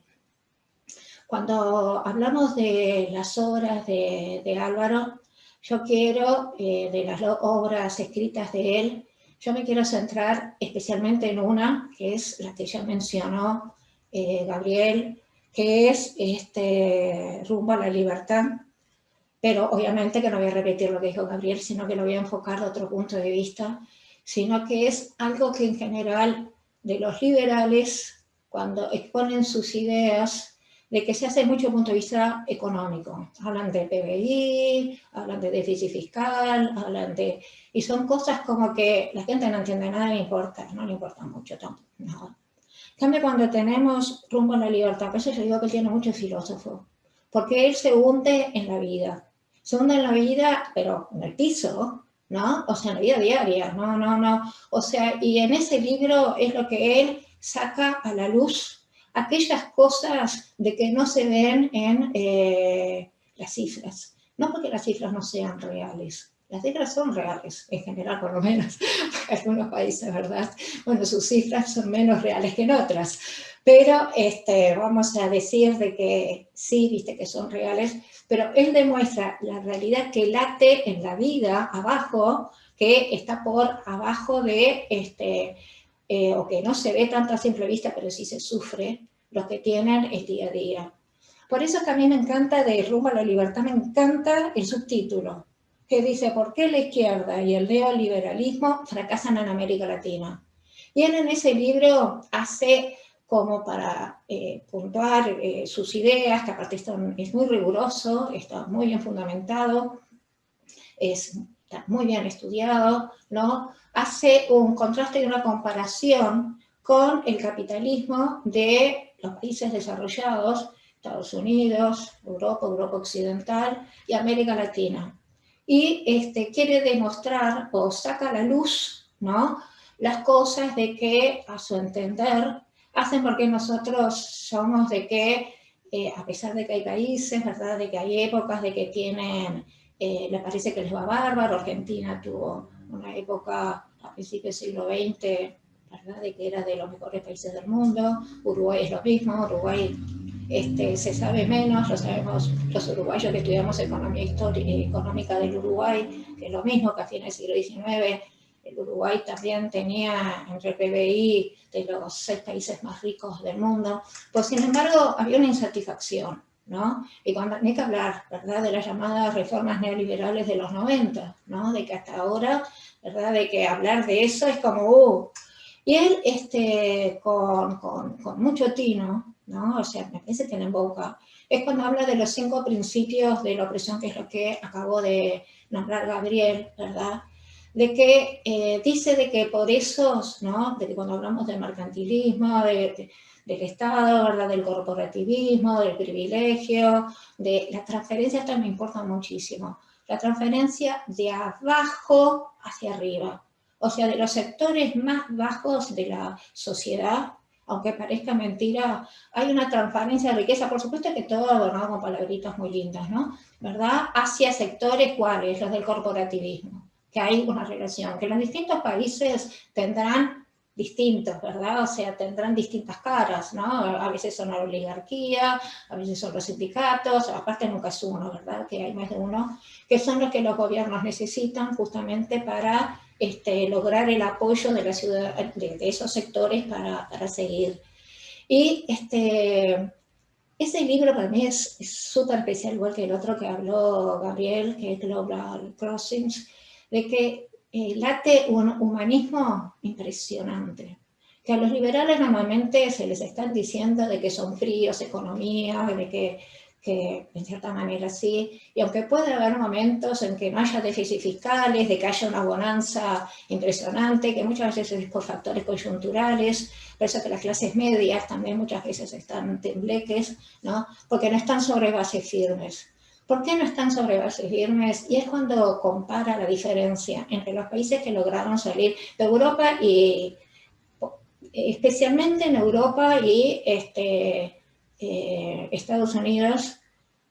Japón podría ser, pero no lo nombra en ese libro, de que es que se basa en 2 cosas, en el Estado de Derecho, pero el Estado de Derecho no es la ley, no es la ley positiva, para nada, ¿verdad?, no es la voluntad de los que mandan, y la propiedad privada, que la propiedad privada y el Estado de Derecho son las bases que hicieron que poco a poco en esos países de abajo hacia arriba se fueran hacia ese bienestar económico, que es lo que se busca al revés, ¿verdad?, a través de la ley positiva. O sea, que poner todo lo que viene a ser las consecuencias de esto, ¿verdad?, de ese Estado de Derecho y la protección de la propiedad privada. ¿A qué le llama el Estado de Derecho y por qué a su manera de ver? Bueno, yo comparto, yo estoy de acuerdo con él, claro, ¿no? Pero vamos a mantenernos en el plano filosófico, que podemos estar equivocados y que otros tienen otras visiones que son compartibles, pero esto creo que está basado bastante en datos bastante firmes que apoyan esta teoría, que es en el common law, de que es en el derecho consuetudinario, que dice de que en vez de ser alguien de arriba con su cabeza, ya sea un político, sea un burócrata, sea quien sea, que quiere decir cuál es la forma ideal de la vida de la gente, el common law fue la acción de los jueces de que en los casos día a día de personas, ¿verdad?, tenían que resolver. Y ahí es que iban, por supuesto, que está el precedente obligatorio, ¿no? O sea, que no pueden decidir lo que quieran. Pero que de esa manera, y poco a poco, y era la vida que estaba latiendo, ¿no? Y que de ahí iban saliendo después el derecho y las normas. Es más, habla de que cuando tenemos de que la primera base del liberalismo fue el derecho comercial. Y el derecho comercial no salió de ninguna academia y no salió de ningún político, sino que salió de las ciudades libres, ¿de dónde? Del norte de Italia y de Flandes. De que justamente como había una sociedad muy vigorosa, ¿verdad?, de que le tuvieron que comparar al rey la libertad entre sus ciudades, porque como pasaba en todos lados, ¿verdad?, se mete el rey, quiero poner impuestos, quiero esto, quiero interferencias, quiero reglamentos. No, compraron su libertad. Y ahí, entonces, de las prácticas entre los comerciantes y los que estaban en la ciudad, salió un derecho absolutamente espontáneo, de que es lo mismo que fue como lo que, por supuesto, que nació en Inglaterra, por el nombre, ¿verdad?, que ya sabemos el nombre en inglés, y por supuesto que después siguió en Estados Unidos y en otros países anglosajones o de habla inglesa. Y ahí es que es de abajo hacia arriba. Eso es lo que hizo la prosperidad. Lo que hizo la prosperidad fue justamente de que se diera cuál es la realidad. No que yo quiero poner, de acuerdo, vamos a decir, a Descartes, ¿verdad? Que yo con mi cabeza puedo racionalmente decidir qué es lo mejor y proyecto las mejores leyes. No, Álvaro muestra de que fue al revés, de que es que la ley, ¿verdad? Que la ley quiere decir normas de buena conducta, lo que está bien y lo que está mal, y que aparte que todo eso depende justamente de cada comunidad, cada país, que no se puede poner, este es el modelo, no. Cada sociedad tiene su propia experiencia histórica, y de ahí va viendo qué es lo que está bien y qué es lo que está mal. Y por eso es que de ahí salió un Estado de Derecho firme, porque la ley no fue la voluntad del que manda, como pasa con América Latina y en otros países. Pero vamos a concentrarnos en América Latina, que es lo que él trata ahí. Sino de que fue justamente de las costumbres y los hábitos de la población, de lo que en una población en el devenir diario consideraban que estaba bien y lo que estaba mal. Por eso que tiene bases firmes. Y por eso que se obedecía, mientras que acá en América Latina no se obedece la ley, ¿verdad? De que dice, bueno, está, la ley está, pero no se cumple. Eso lo decían desde la época de la colonia. Entonces dice que de esa manera, justamente cuando hablamos de abajo hacia arriba, es de que tenemos un Estado de Derecho firme y aparte los derechos de propiedad. Él dice de que en América Latina siempre hubo atisbos o pequeñas cosas de liberalismo como que asomaban la cabeza para tratando de salir, lo cual a él le da esperanzas de que podamos algún día salir de este círculo vicioso en el que estemos, ¿verdad?, y alcanzar el desarrollo. Por ejemplo, cuando estamos viendo en Chile, ¿no?, de que parecería que sí, que estaba saliendo, bueno, ahora no digo que no, que vaya a ir para atrás, pero por lo menos tenemos un gran signo de interrogación, ¿no? Y dice de que, pero que sin embargo siempre hubieron eso. Y dice que lo que demuestra que el latinoamericano no es diferente a otros pueblos que han salido, es esas manifestaciones de liberalismo que está en el alma. O sea, el liberalismo quiere decir amor por la libertad. Amor y el deseo de poder llevar las cosas de la manera que yo creo que está bien, ¿verdad? Sí, mientras que no, ¿verdad?, dañe a nadie más ni perjudique a nadie más, de la manera que a mí me parezca. El derecho a llevar mi vida como yo creo. Y de hacer los contratos entre las personas, contratos privados, y de acuerdo a lo que cada uno de nosotros consideramos que es satisfactorio, sin interferencias del poder político. Porque el poder político, cuando se interfiere, ¿para qué es? Privilegio, corporativismo, transferencia de abajo para arriba, ¿verdad? Y él dice que el ejemplo más claro, más extendido, hay muchísimos ejemplos, ¿no? Desde la época de la colonia, pero yo me quiero centrar en algo, que es el mercado negro, la informalidad. La informalidad es el ejemplo más claro de dos cosas, de la opresión del Estado y de ese espíritu de la gente de salir adelante y de tratar de hacer las cosas como cree que más lo beneficia. Si los gobiernos no fueran opresores, aunque hay algunos que son más que otros y se cree que no habría informalidad, o sería mínima. Es las cifras.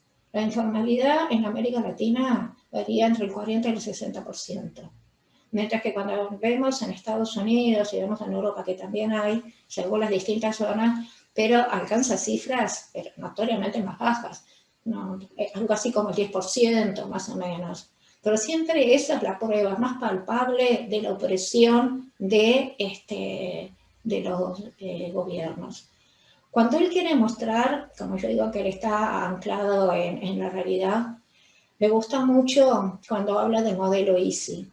Modelo EASY significa industrialización por sustitución de importaciones, para mostrar cómo el poder político, ¿verdad?, hace las cosas al revés. Cómo los países más desarrollados se industrializaron, y eso es como una muestra de progreso. Vamos a industrializarnos a prepo.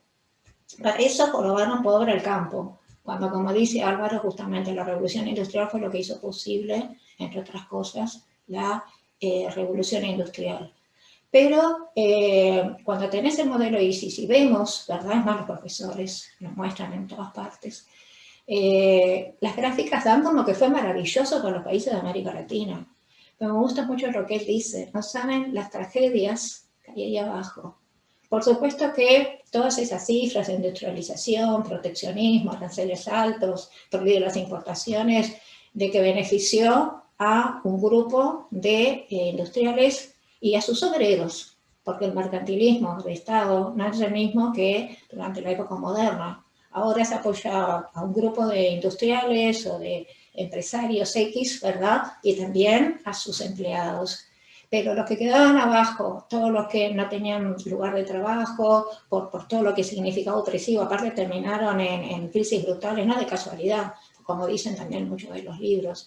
No fue de casualidad, era porque era insostenible, porque eso estaba hecho sobre todo el superávit que hubieron por la Segunda Guerra Mundial, la posguerra, la Guerra de Corea. Entonces a mí me gusta y quería resaltar esa faceta humana de Álvaro. Y cómo él le importa tanto los pobres, por ejemplo, al decir lecciones de los pobres, ya están mostrando, pero está el título te lo está diciendo. Pero también como en ese libro de que no se ve generalmente su preocupación, pero no frívola, ¿verdad? No usar a los pobres. Él cuando habla de la gente, aparte no habla de los pobres, así como los populistas, sino todo lo contrario. Él lo que está tratando es de mostrar, investigar y sacar las trabas para que haya movilidad social y para que nuestros países puedan alcanzar realmente el desarrollo, teniendo muy claro que hay ciertos sectores que sí necesitan apoyo del Estado mínimo, no toda esta locura que hay ahora, que es real, y que considera de que, aunque haya reformas, a esa gente hay que ayudarla. Y quiero terminar esta exposición sobre Álvaro diciendo de que yo creo de que Álvaro es un querido amigo, es un eximio intelectual riguroso, como también destacó Gabriel, que uno leyendo sus obras lo ve, y por sobre todas las cosas, una buena persona. Muchas gracias. Muchas gracias, Ana, muchísimas gracias. Y voy ahora a agradecerle en primer lugar a todos los expositores del día de hoy, al doctor Edgardo Carvalho Saúla, al amigo de Perú, Franco Arce, a Gabriel Gazabe, a Ana Fischer, y por supuesto invitarlos a todos los que nos están acompañando ahora a volcar sus inquietudes en el chat, a levantar eventualmente la mano para pedir el uso de la palabra. Siempre les vamos a pedir mucha brevedad en las eventuales consultas o inquietudes que hagan. Queremos concentrarnos en hablar de Mario y Álvaro y no de temas en particular, sino particularmente del legado que nos están dejando en esta vida ambos pensadores. Hay mucho para comentar, mucho para preguntar probablemente, así que estamos abiertos a que vuelquen estos comentarios en el chat o eventualmente nos hagan señas con la mano con los que tienen las cámaras prendidas o utilicen la tecnología de Zoom para levantar la mano en la modalidad que nos brinda esta plataforma tecnológica. A ver si tenemos algunos amigos que nos plantean alguna inquietud. A ver si veo alguno aquí. También en el chat, alguna gente aquí. Alex felicitaba a Ana, también Carlos Moratorio que decía, Ana, sos mi ídola. Hay algunos comentarios allí más arriba también, que fueron planteándose durante las distintas alocuciones de cada uno de los oradores.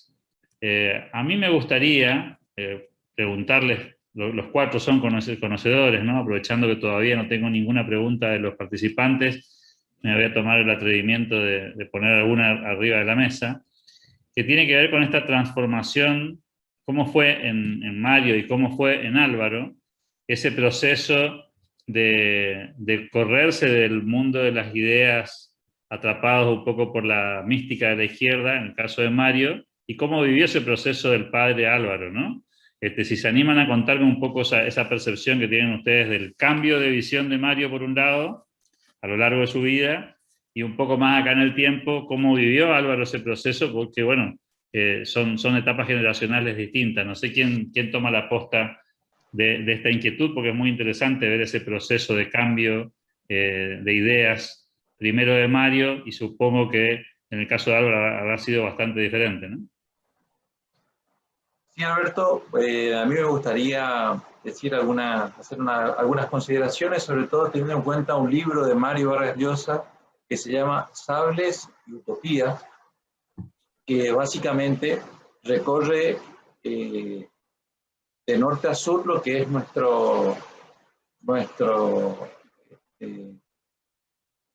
América Latina. Y ese proceso de transformación que hablas, bien lo describe el propio Mario Vargas Llosa en su libro Llamada de la Tribu. Mario, en principio, recibió con beneplácito la Revolución Cubana, porque veía en Fidel Castro, sobre todo, un líder que venía a resolver los problemas de lo que a él tanto le preocupaba, que era la injusticia y la desigualdad. Pero al poco tiempo vio que uno de sus intelectuales cubanos que participó del gobierno de Cuba, Heriberto Padilla, ha sido censurado por el propio Fidel Castro. De inmediato Mario organizó como una suerte de protesta, echando mano a la escritura, enviándole una carta al propio Fidel Castro. Y Mario tiene la oportunidad de reunirse con otros intelectuales, con el propio Fidel Castro, una reunión que se desarrolló durante toda una noche, que empezó tipo 20 horas y terminó tipo 7 de la mañana. Eso lo cuenta en su libro, en donde destaca la particularidad de Fidel Castro como un monopolizador de la palabra, en donde prácticamente no se dejaba hacer preguntas, y ante el requerimiento del por qué esa censura a Padilla, él justificó diciendo que no había papel en la isla, que esos papeles eran utilizados para imprimir algunas otras cuestiones para la ciencia y la técnica, y no para la literatura. Naturalmente que esto generó una frustración y lo llevó a evaluar las ideas que en ese momento conformaban la cosmovisión de Mario Vargas Llosa, pero aún así, ahora sí, en el plano literario, no nos olvidemos que él fue más un escritor siempre estaba la idea de la libertad que tiene el escritor en el mundo de las abstracciones, en el mundo de las idealizaciones, de la fantasía. Y como bien lo contó Franco, creo que ahí es una síntesis. Lo que dijo Franco fue la síntesis perfecta. Mario tiene esa influencia en su pasaje o en su experiencia de haber vivido en Inglaterra como docente y incluso haberla conocido a la propia Margaret Thatcher, quien consideró que ha llevado a cabo una revolución legal en donde, luego de haber visto una Inglaterra deprimida, Margaret Thatcher lo que hizo fue poner a trabajar a la Inglaterra, y por eso, de algún modo, el resultado de la opulencia económica posteriormente a las reformas llevadas a cabo por esta mujer, por esta conservadora. Gracias, Edgardo. Franco, ¿algo para agregar sobre este punto? Breve en lo posible. Sí, bueno, yo suscribo lo que ha dicho Edgardo. De hecho, para quienes quieran investigar un poco más cómo es ese viraje, de ese giro del marxismo hacia el liberalismo en Mario, sería muy bueno que puedan leer La llamada de la tribu, ¿no? Ahí habla claramente cómo pasa de este espíritu de tribu del comunismo y de los nacionalismos hacia ser un liberal totalmente convencido, ¿no? De hecho, el punto de quiebre, como mencioné, y como bien mencionó Edgardo también, se da en Cuba. Y posterior a ello viene la influencia de Margaret Thatcher, ¿no? que también lo mencioné en la presentación. Y bueno, los pensadores también del liberalismo que influenciaron en él, y creo yo también el hecho de que haya puesto en práctica o que haya postulado a la presidencia de Perú, ha dejado un excelente legado para este país, porque gracias a esas propuestas, que si bien no terminó ganando y no resultó siendo presidente Mario, son las reformas que se hicieron, influenciadas por él, y que hasta el día de hoy han logrado de que Perú pueda tener un crecimiento sostenido desde el año 90, bueno, 92 en verdad. Este llamado shock, que luego Alberto Fujimori copia de Mario Vargas Llosa y le llamaron el Fujishock, fue súper importante para vencer la hiperinflación que tenía Perú, y de hecho se sentaron las bases a través de un cambio constitucional para cambiar el modelo económico también del Perú, teniendo más apertura al libre mercado, que era... Todo esto eran propuestas del Movimiento Libertad, de Mario Vargas Llosa, y de todo el equipo que estaba ahí, como mencioné también Enrique Gersi, por ejemplo. Fue súper importante y ha sido la base del crecimiento de Perú. Quería comentar también, hoy por hoy Perú está en un proceso electoral. El 11 de abril vamos a tener nuestras elecciones presidenciales, y hay cierto temor en la sociedad porque hay muchos extremismos, tanto para la izquierda como para la derecha, y hay mucho temor con que se quiere cambiar nuevamente el modelo económico, se quiere cambiar la constitución, y ahí yo creo que Mario Vargas Llosa, hasta ahora no se ha pronunciado, pero podría ser podría tener una gran influencia en la sociedad, como ya lo ha hecho en ocasiones pasadas, ¿no? Algunos críticos consideran que no fue muy acertado apoyos que ha dado en su momento al expresidente Ollanta cuando postulaba, pasó a segunda vuelta con la candidata de aquel entonces Keiko Fujimori, hija de Alberto Fujimori, y la última vez, cuando fue electo el presidente Pedro Pablo Kuczynski, que también Mario Vargas Llosa decidió apoyarlo, ¿no? Pero de una otra manera, su postura ha influenciado en la sociedad tanto para que más personas decidan investigar, leer, inmiscuirse en el mundo liberal, pero también para circunstancias puntuales como las que menciono. El hecho de un tema electoral, ha sido súper importante la participación de Mario, con un pronunciamiento, estando aquí en Perú o no, de España, entrevistas, qué sé yo, pero siempre la posición de Mario ha marcado de una otra manera una tendencia en Perú, y creo que podría ser importante que lo vuelva a hacer ahora, que peligra un poco el libre mercado. Ojalá que no. Gracias. Muchas gracias, Blanco. Gabriel, ¿algún aspecto que quieras tomar del tema Mario o tal vez de Álvaro? Ahí estamos.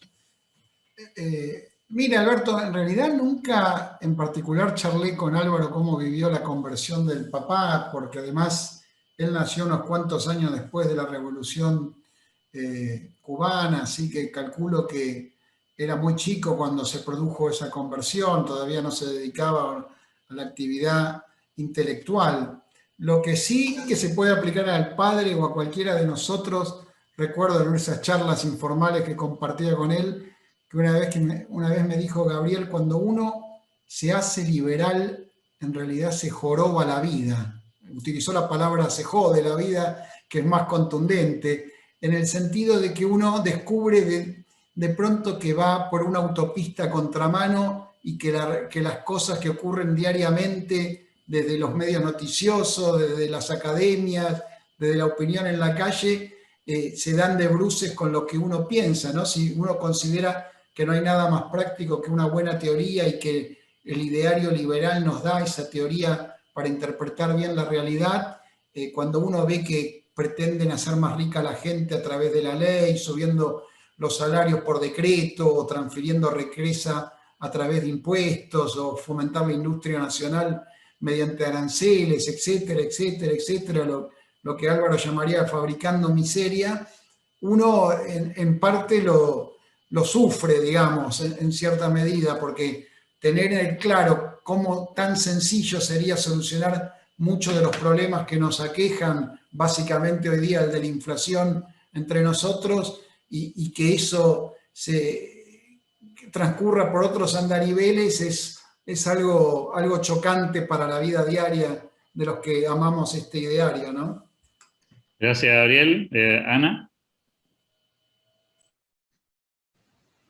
No, yo no puedo agregar nada. Yo a Álvaro lo conseguí, es más, nos hicimos amigos por ser liberales los dos, ¿no?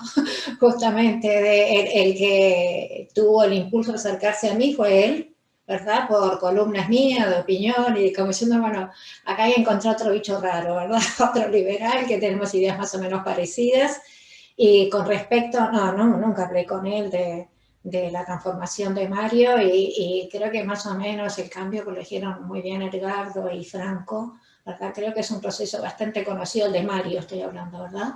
De cómo fue, de que él empezó. Yo lo único que podría agregar, que lo leí, de que Mario una vez dijo de que él se había hecho marxista porque cuando él era joven había una dictadura militar en su país. ¿Y quiénes estaban contra los militares? Bueno, la izquierda. Entonces, ¿qué dijo? Bueno, si lo que están contra los militares son la izquierda, un silogismo, ¿verdad? Yo estoy contra los militares, ergo yo soy marxista. Y que por eso es que se hizo. Pero que después, justamente cuando pasó eso y cuando empezó a conocer de cerca el régimen cubano y la realidad que era, y dijo, no, bueno, no, entonces no, esto no es. Y que lo que puedo agregar es de que eso exige una gran valentía. No es fácil ser marxista, ser una figura conocida, más que se ganó el premio literario con La ciudad de los perros, y después dejar de ser, ¿verdad? O sea, no es fácil. Es como, en ese sentido, el marxismo es como una secta, que una vez que entras, ¿verdad? Cuando salís, no te dejan salir tan fácil y tratan de hacerte la vida imposible. O sea que exige una gran valentía. Entonces en eso de Mario puedo destacar su valentía para reconocer su error, para cambiar, para decir públicamente, y después de que hablar por ser uno de las banderas, o ha tenido un liderazgo muy importante dentro de América Latina, ¿verdad?, a favor de las ideas de la libertad. Y en ese sentido, ¿verdad?, que Álvaro no se queda atrás, porque Álvaro también, ¿verdad?, de que es impresionante, ¿verdad?, los dos, como andan por todos lados haciendo una cantidad de eventos, estando en todos los micrófonos y en todas las plataformas que se le ofrecen, tratando de clarificar cosas, de exponer sus ideas y de ahí. Y bueno, es lo que digo, en ese sentido más de Mario que de Álvaro, porque aunque, como acaba de decir Gabriel, eso no sabía que ser liberal nos enfermamos la vida, pero, ¿cómo se llama? Creo que es en cierta manera un apostolado. O sea, ¿por qué? Porque uno está, no por un tema de fe, porque gracias a Dios, no, ¿verdad? No creo que el liberalismo sea una fe, sino que es justamente una búsqueda de la verdad y que uno trata de decir lo que considera o le parece que es la mejor manera de que haya movilidad social y vivir en sociedades más justas y más humanas. Pero, viste, de que el liberalismo y la fuerza y están en todas las, donde es posible para sembrar esas ideas. Y bueno, y creo que en cierta manera han tenido resultados, ¿no? De que en cierta manera, si en muchos lados han aparecido ideas nuevas y todo, en cierta proporción es gracias a la labor de ellos. Te aprovecho, Ana, antes de liberarte, porque ya que te tengo ahí, hay una pregunta que va directamente para ti. Dice la frase que cita Ana: si los gobiernos no fueran opresores, habría menos informalidades, de Álvaro, y si puede ampliar el tema, este en particular.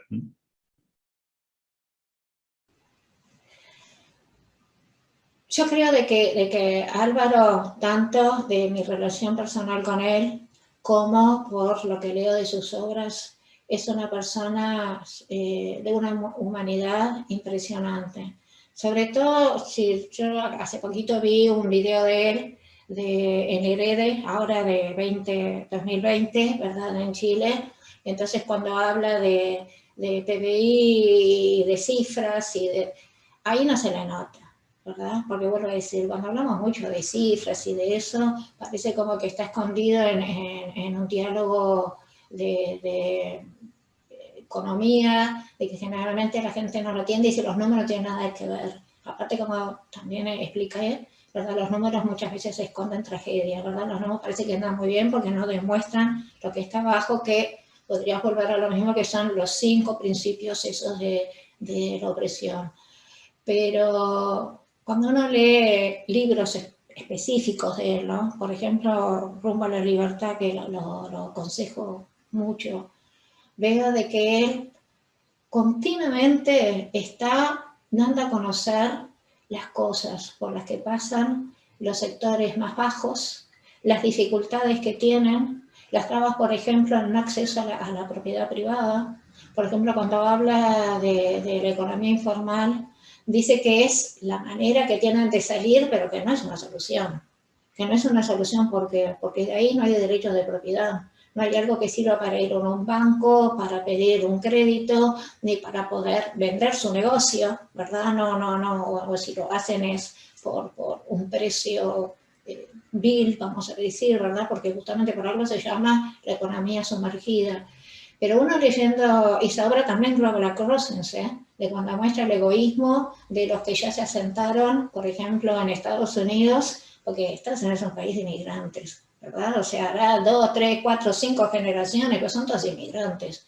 Y cuando quieren cerrarle, ¿verdad?, las puertas a los que vienen con distintas, no, que ahora todo es distinto, no, nada es distinto, ¿verdad? Si la gente viene porque quiere una vida mejor y quiere un trabajo honesto, o viene porque su vida peligra, ¿verdad? Como en tantos países de América Central, de que realmente van porque su vida peligra, de que está ahí, no es nada diferente a lo que pasó en otras épocas. Humanidad, humanidad, humanidad, ¿verdad? O sea, y aunque él defiende la libertad, no es un dogma, tampoco es una ideología. Yo lo veo de que lo matiza, vos si tienen muy los pies sobre la tierra, una persona muy informada. Por ejemplo, cuando ahora por el coronavirus, ¿verdad? Hablando de seguimos con humanidad, pero en un enfoque distinto, cómo se preocupa por la gente común. Sergio Sarmiento, ¿verdad? De México, Camino de la Libertad, le hizo una entrevista por el coronavirus y hablando de lo que hicieron los distintos países y las posturas que tomaron. Si él fuera un fanático de la libertad, diría libertad, ¿verdad? O sea, que se abran y de que con la libertad responsable y que cada uno haga lo que quiera. Y sin embargo, él reconoce de que hay circunstancias, hay ciertas restricciones que son necesarias. Pero él dice de que no es como lo hicieron los gobiernos. Es más, que si vemos globalmente, aunque todavía no termina el tema, para que ver cuando termine todo, ¿no? Pero aquellos países de que apelaron más a la libertad responsable o cerraron menos a sus países, han tenido mejores resultados globales. Estamos hablando de qué economía, ¿verdad? De salud, sabemos que todos están pasando bastante mal, pero en términos global, viendo el todo, ¿verdad? Han tenido mejores resultados. Entonces, eso es lo que yo veo en el libro de él, de que él, cuando está hablando de América precolombina y habla de los mayas, y habla de los aztecas, y habla de sus... siempre va hacia los de abajo y mostrando las prácticas que tenían de que eran liberales. Liberales es una teoría, vamos a decir una doctrina, pero que se basa en la realidad de la vida.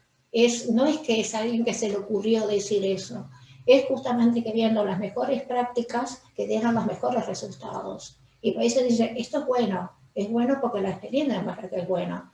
Siempre hacia los de abajo. Y cuando habla de los pobres, no se basa en darle transferencias monetarias, ¿verdad? Aunque eso no quita y vas a fines de rumbo a la libertad, dice que hay ciertos sectores que pueden necesitar eso, sobre todo durante un cierto periodo de tiempo. Él reconoce la realidad, no vive en las nubes como que nadie necesita. Hay, por ejemplo, si yo pienso en una madre soltera, en un sector muy bajo, que tiene hijos, es muy difícil para ella salir adelante, hay muchos casos. Y aquellos que tienen que ocuparse de una familia o de una persona en la familia con una discapacidad, hay miles de situaciones de gente, ¿verdad?, de que puede necesitar un apoyo. Pero él lo que busca es liberar. Lo que él busca es que la gente reconocerle la dignidad y que pueda salir adelante para que tenga autoestima con su propio esfuerzo. Ilumina cuáles son las trabas que ahora hay, porque la gente quiere salir adelante, todo el mundo busca la manera de salir adelante, de sacárselos. Por eso es que yo veo de que ahí demuestra un gran amor por el prójimo, ¿verdad? Por el prójimo, por todos, no por este sector o el otro sector, sino por todos. Por eso es que, no sé si le contesté a la pregunta, por eso es que yo digo que es profundamente humano. Muchísimas gracias, Ana. La verdad que nos quedaríamos toda la tarde, ya estamos casi acercándonos a las 2 horas de esta actividad, hay un montón de comentarios para compartir. A mí me gustaría que para cerrar, si cada uno de ustedes se puede tomar 30 segundos para redondear alguna idea con la que se quieran quedar de este homenaje, destacando alguna cuestión tanto de Mario como de Álvaro, hacemos una pequeña ronda y con esto cerramos. Les pido muchísima brevedad para no abusar del tiempo de la gente que nos ha acompañado. Edgardo, ¿alguna reflexión final sobre Mario? ¿Alguna recomendación? Recomendación para entender como bien sugería Franco, leer La llamada de la tribu. Ahí está un poco cómo él pasa del marxismo, de su juventud a su liberalismo, a su concepción particular que tiene sobre el liberalismo. Y más que nada es un gran demócrata que considera la democracia como el único sistema no violento, por ahí había una pregunta, porque todos los otros sistemas fueron muy violentos y sangrientos. Han generado muertes para instituir al Führer, o sea, todo el fascismo, todo el comunismo. Ha generado la revolución cultural china, de Mao. Digamos, todas esas experiencias ha tomado en cuenta Mario para considerar que la democracia es el sistema que mejor funciona y es por excelencia el más humanista, porque respeta la diversidad en un contexto en donde se pueden vertir opiniones y siempre considera perfectible. Siempre Mario considera que las ideas liberales están sujetas a error y a mejorar. Y eso es un poco en definitiva lo que transmite, es un pensador que tiene que ser referente de nuestro. Eso es todo. Gracias, Edgardo. Muy breve, Franco, tu reflexión final. Sí, yo rescato dentro de lo que para algunos sería malo el paso por el marxismo de Mario, lo que rescato es que eso le permitió conocer desde adentro las falencias que tiene este sistema, ¿no? Y la reflexión es para todos, si uno va a criticar el marxismo, tiene que conocerlo, y sea lo que sea, ¿no? Siempre cuando hago talleres de debate, lo que siempre sugiero es estudia o investiga sobre lo que tu oponente va a decir, intercambia roles, incluso defiende, haz que la otra persona defienda una postura con la que no está de acuerdo para saber cómo argumentar y luego saber cómo atacar también esa postura con argumentos sólidos, ¿no? Entonces, yo rescato ahí eso de Mario, el hecho de que él conoció desde adentro el marxismo y supo las falencias, y esto le da más importancia, creo, más relevancia al tema de por qué el liberalismo es un mejor pensamiento comparado contra el marxismo, ¿no? Es una persona que ha estado en los dos espacios y definitivamente sabemos, creo todos los que estamos aquí, cuál es el mejor sistema. Entonces, esa es mi reflexión. Muchas gracias. Muchísimas gracias, Franco. Gabriel, tus últimos segundos. Bueno, tanto Mario como Álvaro nos muestran cómo para ser un buen propagador de las ideas hay que estudiarlas, hay que no solo amarlas y sentirlas, sino también estudiar a quienes nos precedieron, y poder hacerlo luego con elegancia, con tranquilidad, con diplomacia, tratando de igual a igual a quienes nos confrontan, la idea de que no es necesario llegar al insulto, poner caras agresivas o disfrazarse de payaso para tratar de convencer que la gente se haga liberal, sino explicarles que está en la naturaleza de las cosas y que la idea de la libertad es algo natural en los seres humanos y a la larga es el único sistema que ha mejorado la vida de la gente, pero destaco eso, digamos, en momentos donde parecería que el fondo es lo único que importa y cualquiera puede ser las formas para transmitir las ideas. Me parece que las formas de un individuo nos hablan mucho del fondo de esa persona, y las formas en las que Mario y Álvaro han dedicado su vida a transmitir las ideas de la libertad nos reflejan el estudio y la vocación que han tenido por profundizar en ellas para luego ser mejores a la hora de transmitirlas. Muchísimas gracias, Gabriel. El cierre se lo damos a la dama. Ana, te escuchamos tus últimos segundos de reflexión sobre el homenaje de hoy. Estás con el micrófono muteado, Ana.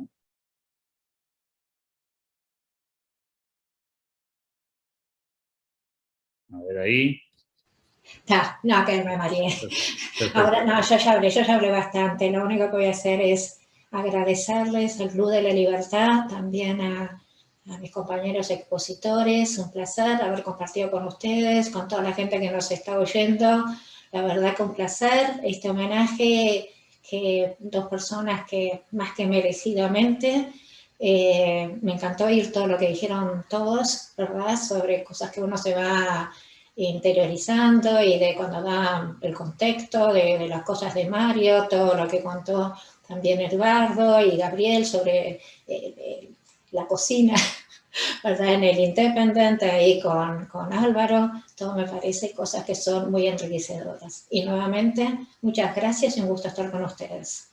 Los agradecidos somos nosotros, Ana, Gabriel, Franco, Edgardo, por el esfuerzo que han hecho para acompañarnos hoy como oradores y brindando su mirada, su experiencia. También agradecer a todos los amigos que nos acompañaron en el día de hoy en este homenaje y simplemente invitarlos a que visiten la página del Club de la Libertad, vean la cartelera de eventos que tenemos para estos próximos días y anticiparles que el próximo homenaje, como lo hacemos todos los días sábados, será el turno de Octavio Paz. Tendremos 3 oradores muy interesantes. Lo estaremos escuchando a Gerardo Bongiovanni, el actual presidente de la Fundación Libertad.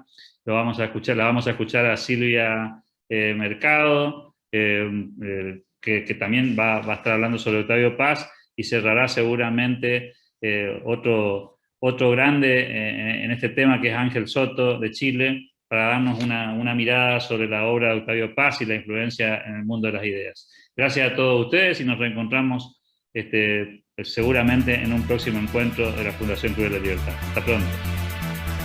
Gracias.